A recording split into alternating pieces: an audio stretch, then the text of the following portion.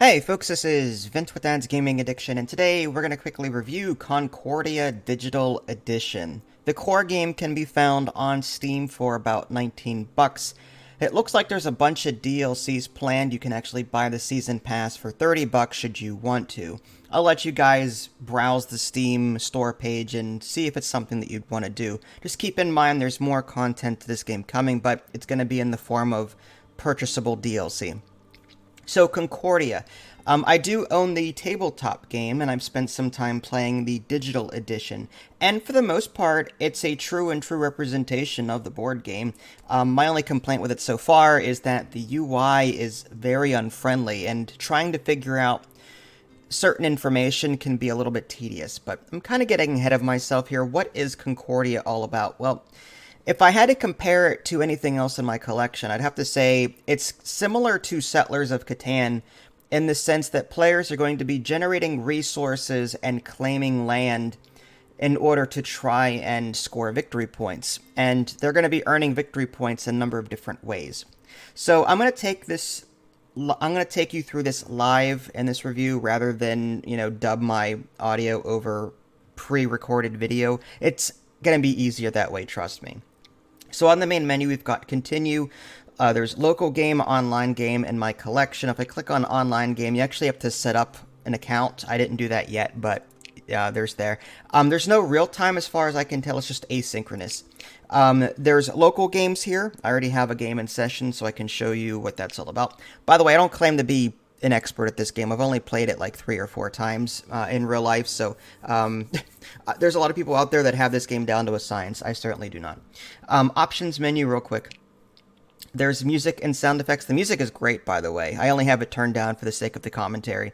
There's perspective mode, which is 3D, and then there's top-down mode for those of us board gamers that like to just sort of look at things from a top-down view. Really nice. I like that.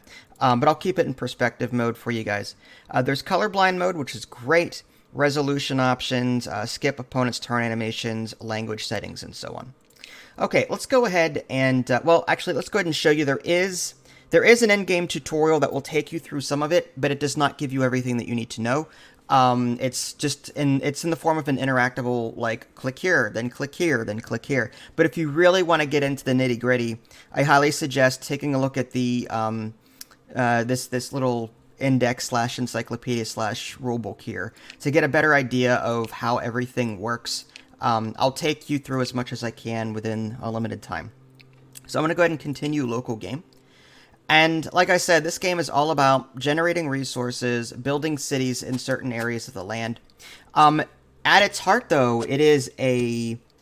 Oh, let's let that finish. At its heart, it's a deck builder, too. Deck building is the primary way to earn victory points in this game.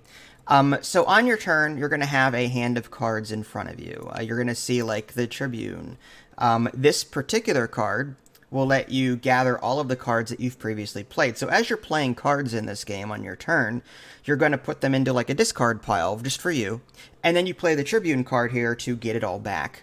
So the Tribune card is one way to get everything back, and that's typical of these kind of games. Other board games do the same thing. In addition, you can also recruit a new colonist, but again, I'm kind of getting ahead of myself here. The Architect lets you move your units around the map, which is nice. You can also build cities with the Architect card. That's one way of generating resources. The Prefect is a cool little card, and it lets you activate provinces on the map to generate resources.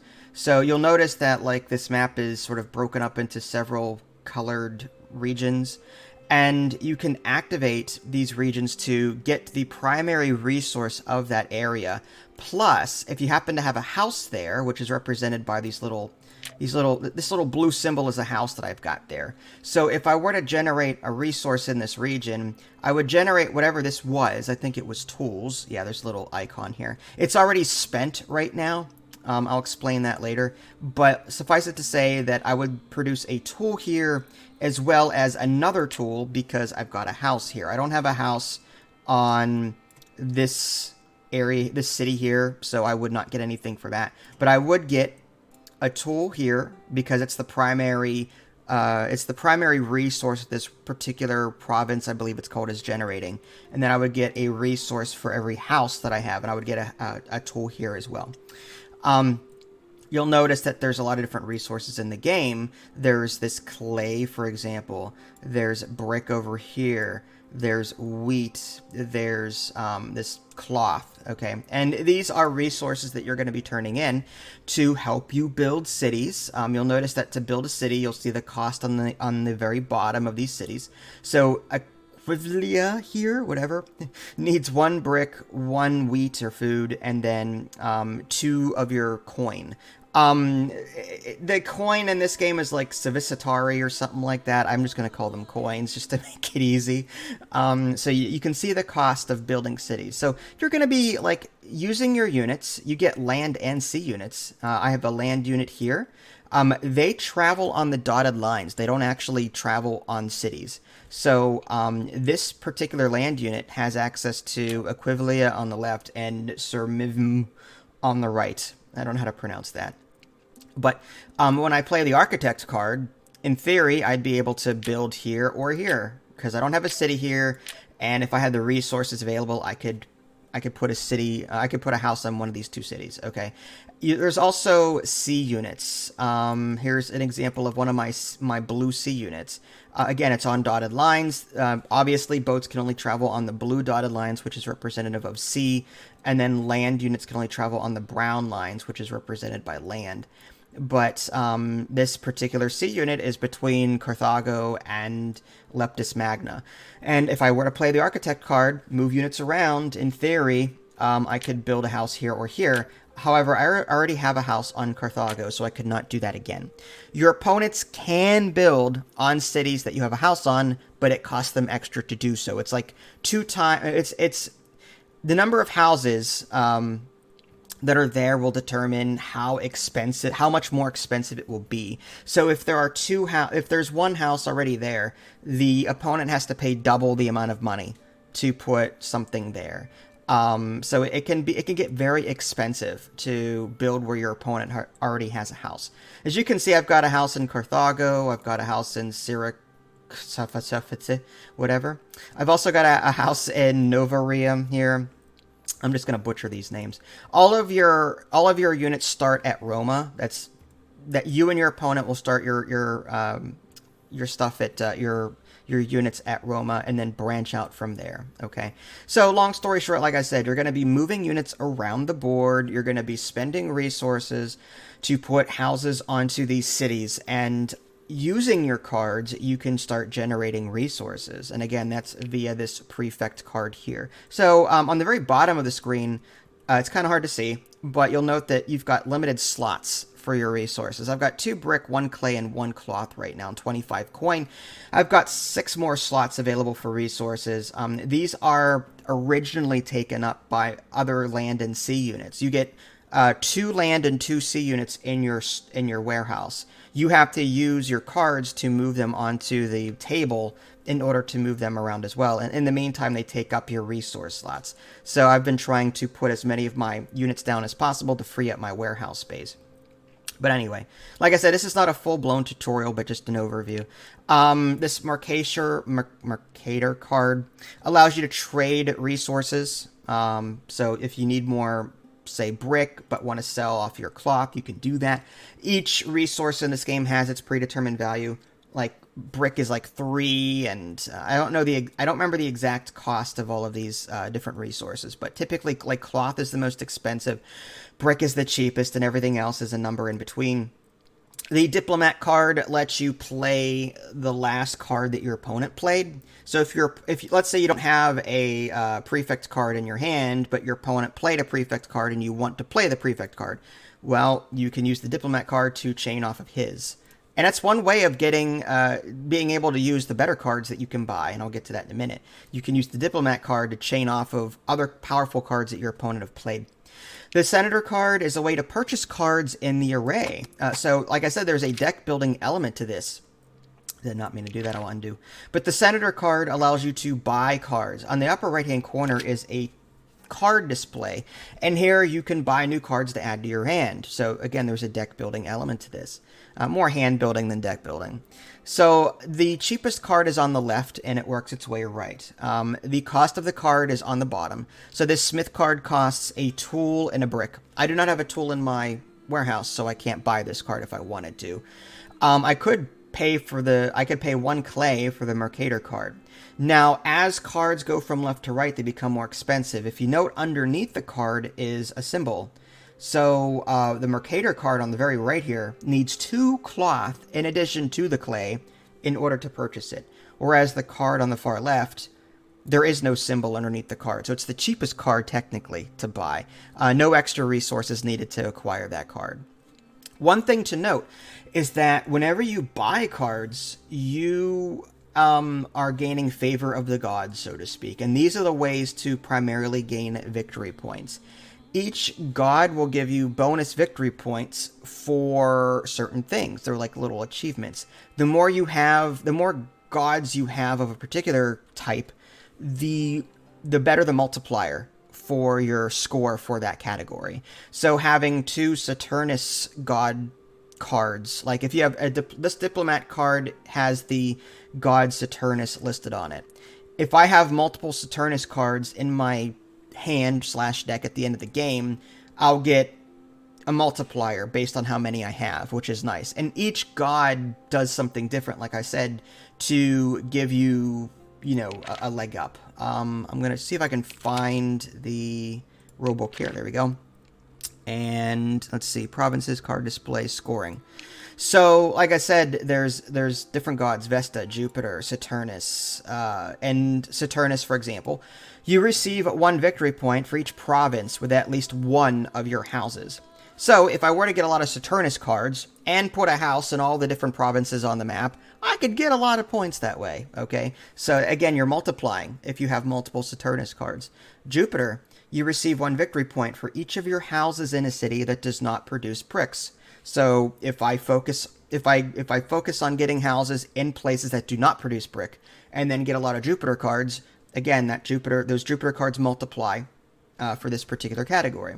So again, buying cards from the array earns you favor with the gods, and that will help you generate victory points for the end of the game. In this particular playthrough, I've not done a whole lot of card buying, in which case my score is pretty crappy right now. You can see I've got 1 Vesta card, 1 Jupiter card, 1 Saturnus card, 2 Mercurius cards, and 2 Mars cards, and they're providing me victory points in various places.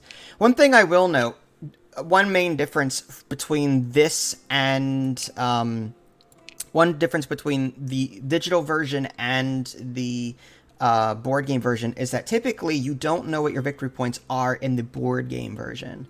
And this particular digital version, you have the option to toggle on a live running tally of your score along with your opponents. That way you can see who's winning and so on. That's different. It's very different. It allows you to see how you're doing compared to everyone else. And that's what this whole my points thing is right here. And you can actually see that, see 40 Casta here, my opponent has 41 victory points. So he's actually doing better than me right now. Typically in the board game, players don't know what they have unless they can do some super math in their head. You know what I mean? So that's the gist of this game, is move units around, put cities down, generate resources, use resources to either get more cities or to buy these cards. These cards generate victory points for you via the god's favor. Okay, that again is a very simplistic overview of what you're getting into with Concordia. And again, my review is this. Yes, it is a faithful rendition of the tabletop game. I think the UI could be improved in certain areas. Like, it's just difficult for me sometimes to find what I'm looking for. It's going to take some getting used to. I do like the fact that there is an undo button. So if, let's say, you play the Senator card by accident, and don't want to actually buy cards, just hit the undo button down here and it puts it back into your hand. Very nice. There is no live play. It's just asynchronous as far as I can tell. Some people may not like that because this is a game that can take 60 plus minutes to play if you're playing with people that like to think about their turns. So this plays of this game may take several days. You know what I mean? So, especially if you've got an opponent that's not very active, so that can be a pain. You may want to play on Tabletop Simulator instead if you're going to do that, assuming there is a version there. But yeah, it's not bad. And here's another example of the whole live scoring thing. It actually tells you what categories your opponent is crushing you in, and how to fix that, kind of, so that's interesting. I like that addition to the game. I like being able to see this allows me to refine my strategy, compared to the board game. Like, okay, I'm clearly losing in this particular god category, let's focus on that. So there's a bit more strategy, like there's more open information with the table, or with this digital game, but again, you can toggle that off when you first set up your game. So do I recommend this? Yes, I do. I'm kind of miffed that there is a season pass, $40, 30, whatever it is, $30, $40, and there's going to be all these other maps added to it. Unless I get a press key or it's on a deep sale, I'm probably not going to buy it. So if I got a press key, I would totally cover it. But $50 is a lot to ask for. Typically, digital board games are great ways to figure out if you like a particular game before you buy the tabletop version. And with this being, $20, that's affordable. The season pass, not so much. So, yeah. Do I recommend it? Yes, I recommend the core game. Just to, if you're new to the Concordia in general and want to see what it's like without having to pay $40-50 for the tabletop version, then yeah, I think it's worth it. Do I recommend the season pass at full price? That's up to you. Again, I wouldn't pay that much for season pass for a tabletop game like this. Just new maps and stuff. But that's just me. But overall, like, Concordia the game is like a souped up version of Catan, Settlers of Catan, in my opinion. So previous Concordia tabletop owners, this may be a good alternative to you, considering what the way the world is nowadays with COVID and everything else. So it's a way to play Concordia with other people online without having to risk anything in person. But yeah, again, you do you. But I do recommend this one. It's not too bad. Aside from the interface being a little confusing at times, it's not bad. If you guys haven't already, subscribed to me on Twitch and YouTube. That way you can stay up to date with any new content I happen to publish. This is Vince. Thanks for watching, and I will catch you guys next time.